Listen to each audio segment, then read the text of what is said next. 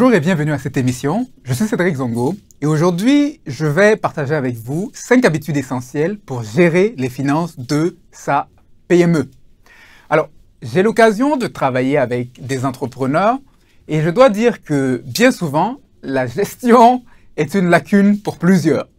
Et ça peut se comprendre parce que la plupart du temps, lorsque vous commencez une entreprise, vous êtes un expert de votre domaine. Vous êtes par exemple un expert pâtissier, un coach, un architecte, un avocat, etc. Mais le côté gestion, disons-le, il n'est pas nécessairement votre truc. Et souvent, dans les débuts d'une entreprise, vous n'avez pas beaucoup d'argent pour embaucher du personnel. Et donc, vous vous retrouvez souvent à être à la fois le directeur général, le directeur financier, le commercial, la secrétaire, etc. Et ce n'est pas évident. Mais c'est souvent le prix du commencement. Avec le temps, on constate que les lacunes de gestion des entrepreneurs se poursuivent malgré tout, même lorsqu'ils ont eu du personnel pour les aider, parce qu'ils n'ont jamais en fait pris le temps d'apprendre. Ils confient la gestion à un comptable et puis ils s'occupent plus de rien. Ils n'ont même pas appris à lire un rapport financier. Jusqu'au jour où ils se réveillent et ils se rendent compte que la situation finalement n'était pas aussi rose qu'ils le croyaient.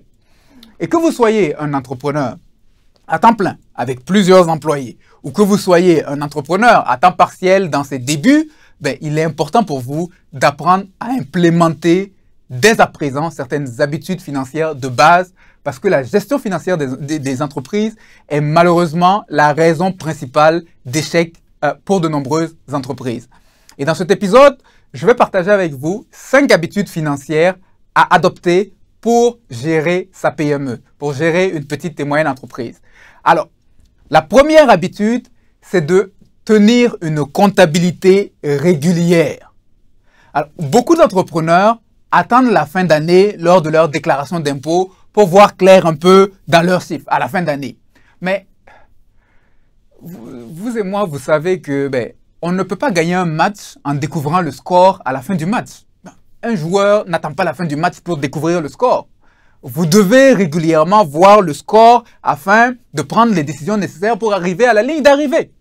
Et le proverbe 27, les versets 23 à 24 disaient « Connais bien chacune de tes brebis, donne tes soins à tes troupeaux, car la richesse ne dure pas toujours, ni une couronne éternellement. » Et donc, il faut comprendre que les brebis, en fait, représentaient la richesse des bergers.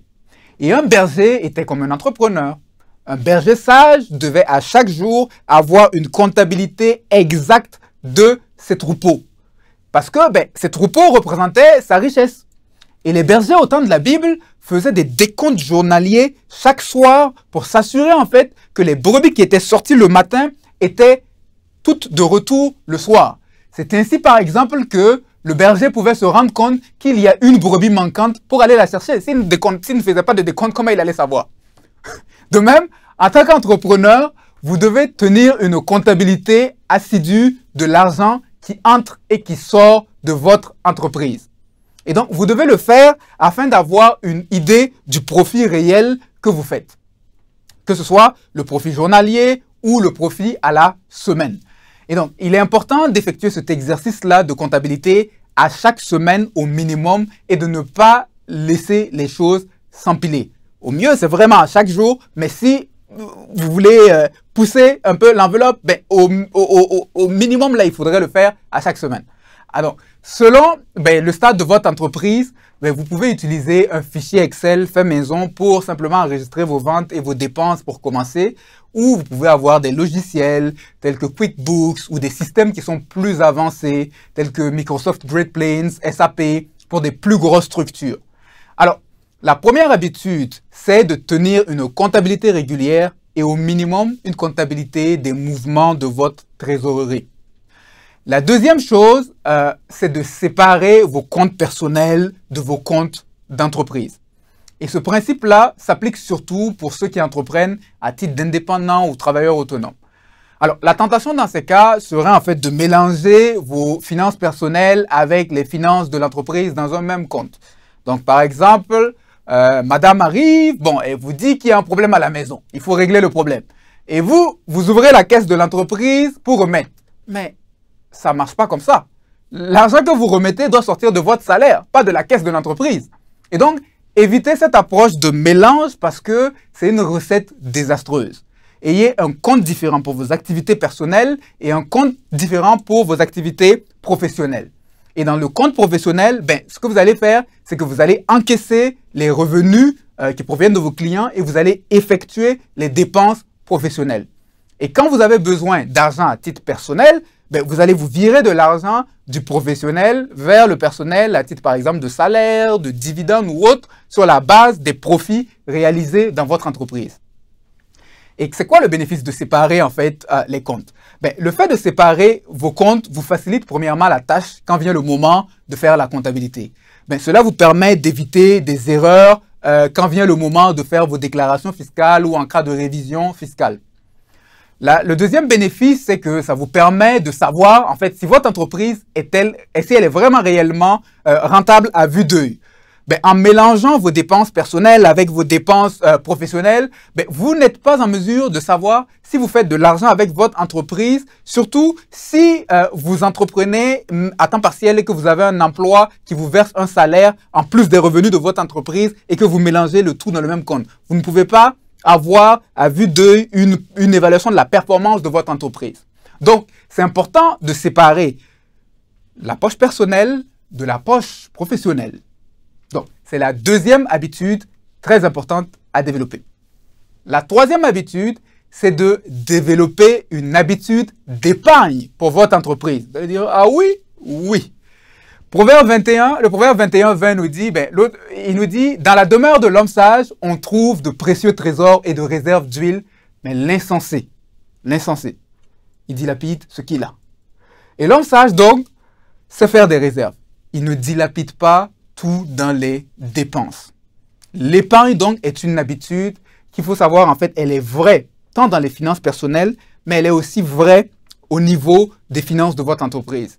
Et beaucoup d'entreprises, en fait, ont des problèmes de liquidité et de dette parce qu'elles n'ont pas appris à intégrer une habitude d'épargne. Et ce faisant, lorsque vient une diminution des ventes ou une crise, comme on a vu avec la Covid, où elles devaient fermer les portes, elles n'ont aucune réserve de liquidité pour faire face. Et se retrouvent donc parfois forcées à s'endetter massivement pour ultimement fermer les portes plus tard. Et donc, l'épargne est une habitude essentielle à développer même dans votre entreprise. Et il existe différentes raisons pour lesquelles épargner dans une entreprise. Et en voici quelques-unes. La première, c'est pour le paiement de vos taxes de vente. Donc, par exemple, avoir un compte séparé où vous mettez les taxes de vente que vous percevez et qui sont à reverser à l'État. La deuxième raison, c'est pour le paiement de vos impôts. Et ce que vous pouvez faire, c'est de prélever à chaque mois un certain pourcentage sur les profits que vous avez réalisés et que vous mettez de côté afin de pouvoir faire face à la facture finale d'impôt en fin d'année. Et si vous avez un comptable, votre comptable pourra vous aider sur le taux à prendre ou au pire des cas, vous pourrez utiliser comme base minimum le taux que vous avez payé l'an dernier. Mais c'est vraiment la base minimum et vous pourrez le bonifier. La troisième raison pour laquelle épargner dans votre entreprise, c'est pour faire face aux imprévus. Une entreprise devrait avoir un fonds d'urgence, soit une réserve de liquidité d'au moins 3 mois de ses dépenses afin de pallier à des imprévus tels qu'une baisse subite de vos revenus ou un litige, etc. Et ça se constitue avec le temps, mais il faut développer l'habitude. La quatrième raison d'épargner dans votre entreprise, c'est pour les acquisitions ou des réparations d'équipements. En épargnant en fait pour l'acquisition d'équipements, pour des réparations, ça vous permet de limiter le recours à l'endettement. Parce que l'équipement que vous achetez aujourd'hui qui a une durée de vie de 10 ans, vous savez que dans 10 ans, vous devez le remplacer. Et donc, vous devez faire des entretiens à certains moments. Et donc, vous pouvez essayer de planifier ces choses-là pour diminuer le recours à l'endettement. La quatrième habitude à développer, c'est de développer une habitude de planification. La plupart des entrepreneurs feront une comptabilité, c'est-à-dire prendre en note les différentes transactions. Cependant, peu d'entrepreneurs vont faire un budget. Et c'est quoi la différence entre les deux? La différence, en fait, se trouve entre conduire sa voiture en regardant uniquement dans le rétroviseur ou conduire sa voiture en regardant dans un pare-brise. Et donc, c'est là la différence. La comptabilité, en fait, consiste à regarder au passé, à ce qui a été. Mais le budget, lui, il consiste à se projeter vers l'avant. C'est donc le pare-brise de votre machine, en fait, de votre entreprise. Et pour arriver, en fait, à destination, vous avez autant besoin d'un pare-brise que d'un rétroviseur. Et donc, vous avez besoin des deux. Le budget va vous informer sur ce qui est en avant et la combinaison entre le budget et votre comptabilité vous informe sur ce que vous devez faire aujourd'hui dans le temps présent pour atteindre vos objectifs de rentabilité et de liquidité. Alors, comment faire pour élaborer son budget d'entreprise? Très simplement, si vous n'avez pas encore fait, commencez par quelque chose de simple.